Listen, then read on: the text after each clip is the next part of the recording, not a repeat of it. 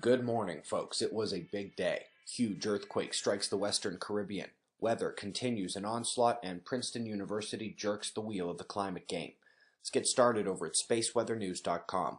Looking at the last 24 hours on our star reveals the heart of sunspot minimum. We have no spots or solar flaring, no filaments ejecting either. And in terms of the solar wind, we are seeing decreased intensity and a return to lower KP levels. Top activity space weather-wise was the dance and then disappearance of a large plasma filament incoming on the eastern limb. These coronal holes are likely to have their solar wind arrive here Friday or Saturday. And meanwhile, let's go back to yesterday's news and hear the warning in place before that arrival. Until then, we're 25 days since the last magnitude 6 quake, and we expect 3 per week. With electron energy, however, the Venus conjunction and coronal holes facing Earth, we do have a period of increased seismic risk for about 48 hours. Well, we didn't need the full 48 hours. About 14 hours after yesterday's news, a 7.6 earthquake struck off the coast of Honduras. It produced a small tsunami, not more than about 7 inches, and luckily damage is being reported as minimal, with no reported casualties thus far. Now, while the timing factors hit this quake dead on, we did not have this rarer location on alert, and so our location forecasting takes a little hit. Let's update the stats.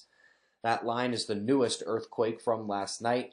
Using about 10% of the active fault lines any given day, the energetic release has been constrained those days by 71%, which means if you were to convert magnitude of the earthquake to actual energy released, we use about 10% of our options and get 70% of the success. It's a work in progress every day. But it is very notable that one of the factors mentioned was that electron energy. The electron flux changes we showed you yesterday in the news occurred directly over the Caribbean and eventual earthquake location. Interesting story out about galactic centers quenching star formation even in dwarf galaxies, and that wasn't thought to be possible. Regardless of whether you have a mainstream or electrical take on black holes, having their ion wind and magnetic field effects on star formation much less underestimated is a good thing, especially because it gives less credit to the dark matter. Big story today, however, comes out of Princeton. Folks, in the last few months, we've seen articles that would make Al Gore frown from Harvard, Yale, and as I said, now Princeton, saying climate models failed to properly forecast cloud effects, and the critical error is that those clouds cool the planet much more than they believed. The error given is about 50% of that attributed to our pollution, which makes all forecasts of future temperatures in excess of 30% too high if all else remains the same. Landslide, mudslide, deadly. Our thoughts go out to those affected by that storm system. It is now moving inland today after already battering Las Vegas. 100 days without rain here in the valley ends today.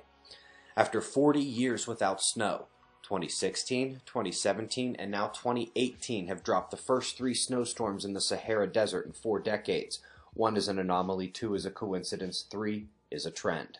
Lastly, folks, you remember the ocean temp charts and our fear for northern Australia? Well, that heat has spawned a solid wet season system that is slinking slowly down towards the coastline now. Eyes on it, folks. We've got the world on wind maps and shots of our star to close. We greatly appreciate your support, and we'll do this all again tomorrow, right here. But right now, it's 5:05 a.m. in the new Valley of the Sun. Eyes open, no fear. Be safe, everyone.